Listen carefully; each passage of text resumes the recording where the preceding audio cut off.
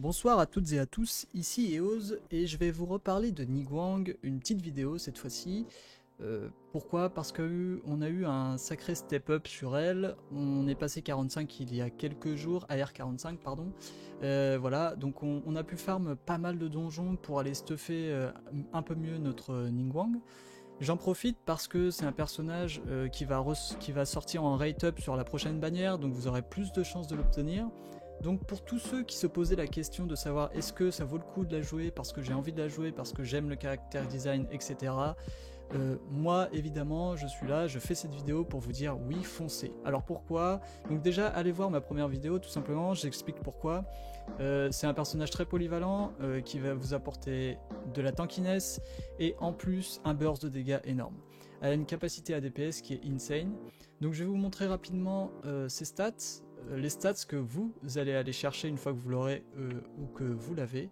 Donc taux crit très important, on est à 62% pour 124% de dégâts crit, aussi très important, comme tout DPS d'ailleurs. L'autre chose très importante c'est les dégâts géo, donc bonus de dégâts géo, priorité aussi. Donc les trois priorités ce sera taux crit, dégâts crit et bonus de dégâts géo. J'en profite pour préciser que si vous n'avez pas assez de taux crit, n'allez pas chercher du dégât crit. Pourquoi? Parce que tout simplement ça sera pas rentable. Si vous faites pas assez de taux critique, vos dégâts critiques, vous les verrez pas beaucoup. Donc ça sert à rien. Autant mettre que de l'attaque. Donc évidemment je le dis pas, mais l'attaque est aussi importante.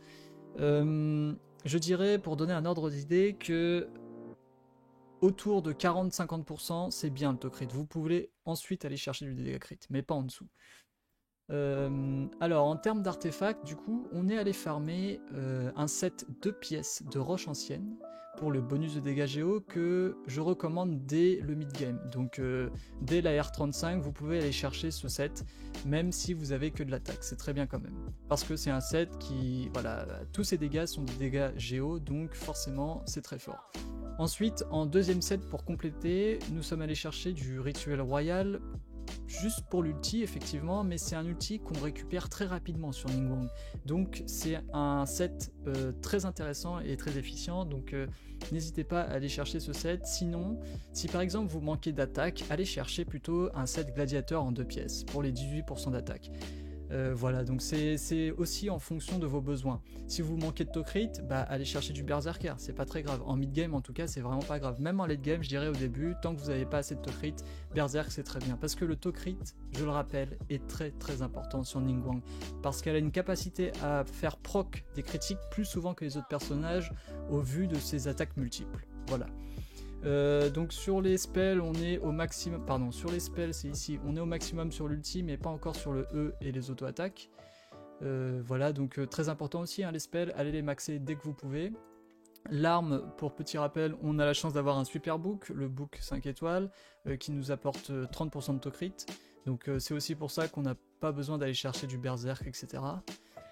Si vous n'avez pas ça, évidemment, moi avant j'avais pas ça, je suis allé chercher l'arme du Battle Pass, qui est très très forte, que je recommande aussi. Sinon, pour les free-to-play ou ceux qui n'ont pas pris cette arme au Battle Pass, allez crafter cette arme-ci parce qu'elle a le ratio d'attaque le plus élevé de celle que j'ai en tout cas, j'ai pu comparer, et aussi parce que tout simplement c'est une arme que vous pouvez raffiner avec un passif très intéressant. Voilà. Donc rapidement c'était ça. Sur pièce par pièce, oui je vous ai pas montré, ici on est sur du dégât critique. Sur le masque, sur la coupe, on va chercher du bonus de dégâts géo en late game, et ici de l'attaque %. Donc évidemment, ça c'est remplaçable par de l'attaque, et ça aussi en early et mid game, c'est pas un souci. Mais en late game, c'est vraiment ces pièces-là qu'il vous faut. Alors, petite démonstration du coup, est-ce que je crois qu'il y a un... Ouais, je ne l'ai pas fait, c'est parfait. Hop, donc on stack rapidement nos gemmes, on fait l'attaque chargée, on fait le E, on passe dedans pour avoir les 12% de bonus de dégâts géo. On va ulti pour voir rapidement ce que ça donne, vous voyez. Donc on colle du 5k par gemme, donc c'est assez insane, c'est assez rapide. Et comme je le disais, c'est vraiment un personnage qui peut se démerder tout seul quoi. Oula, par contre faut que je fasse attention moi. Qui peut se démerder tout seul, elle a pas besoin d'un autre personnage pour créer des réactions élémentaires en chaîne. Comme Diluc, mon Diluc par exemple, qui lui est en set pyro, donc il a vraiment besoin d'un personnage hydro ou cryo à côté pour créer ses bonus de dégâts de fonte et d'évaporation. là où Niguang, elle, n'a besoin de personne, et c'est aussi ce qui en fait une grande force chez elle. Donc voilà, je recommande vraiment. Dans les abysses, elle m'est utile tout le temps, dans tous les étages, quasiment toutes les salles.